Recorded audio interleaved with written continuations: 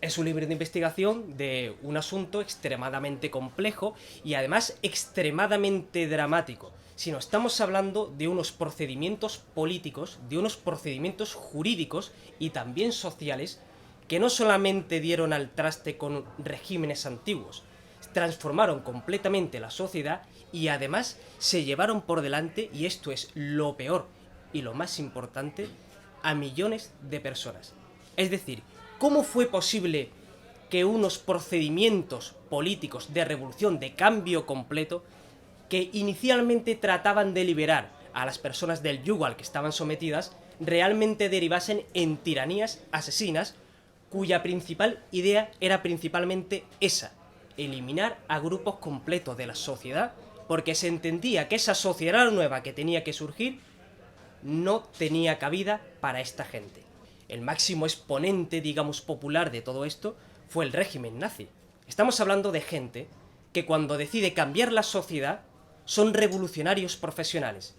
Gente que no quiere solamente modificar algún aspecto del régimen político, sino que dice: me entrego completamente a una causa y la llevo hasta el final, sea cual sea la consecuencia.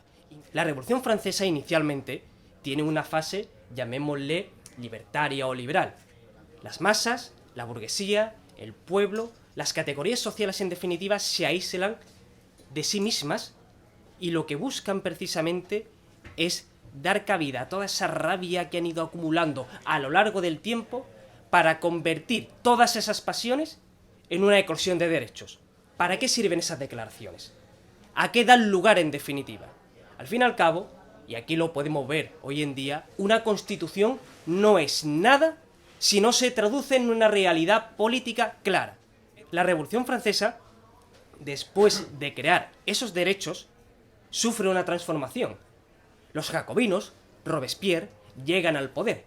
Y llegan al poder con una agenda política muy clara. Cualquiera que no esté dentro de la visión de la comunidad es un enemigo del pueblo.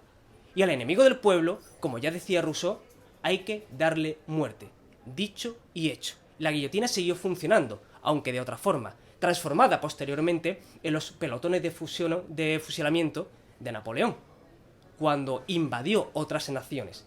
Naciones que al fin y al cabo tenían su derecho a existir, aunque desde la visión de los valores comunitarios quizá eso no casara muy bien para los revolucionarios.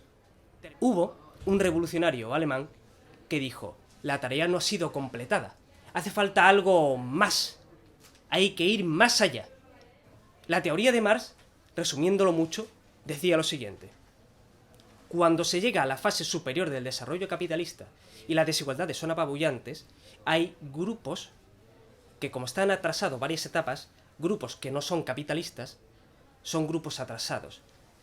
A esos grupos atrasados los llamaban en sus escritos con un término bastante feo y con una reminiscencia tan siniestra como basura racial. Así lo llamaban.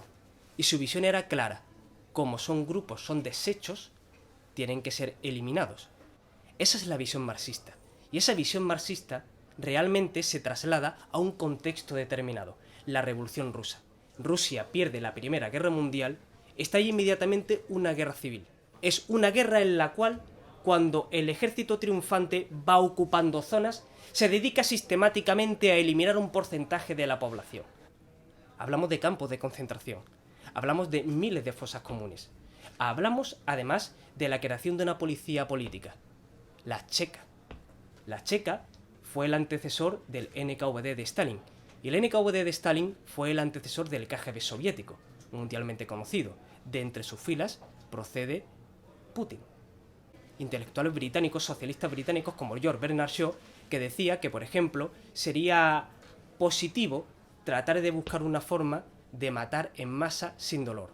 Años después, había gente muriendo sin dolor en Auschwitz.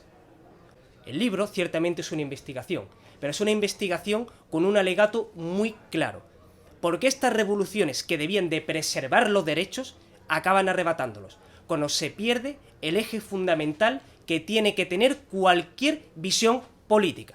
Lo que importa es que garantice siempre los derechos individuales. Y garantizar el derecho individual no significa en modo alguno apoyar el egoísmo, no significa en modo alguno apoyar el abuso. que es lo que muchas veces se confunde. Estamos hablando de respetar al individuo como la única garantía de libertad fraternal. Y ahora mismo hay partidos políticos, hay formaciones políticas que se consideran herederas de estos procedimientos revolucionarios y que aplican de manera silenciosa esa misma política. Van creando leyes, van creando decretos, van eliminando libertades, garantías poquito a poco. Pues a nosotros nos está pasando eso. Vamos muriendo poco a poco como sociedad porque dejamos que nos vayan quitando poco a poco los derechos. Si yo pudiera resumir el alegato que hace el libro, cuál es el interés que tiene la investigación, es precisamente a través de la evaluación, de hacer las cuentas reales de la Revolución Rusa y de la Revolución Francesa, que lleguemos a una conclusión muy clara, muy contundente y que no lleve a ningún equívoco, a ninguno. Y es que los derechos individuales tienen que ser siempre preeminentes en absolutamente cualquier esfera de la sociedad. Muchísimas gracias.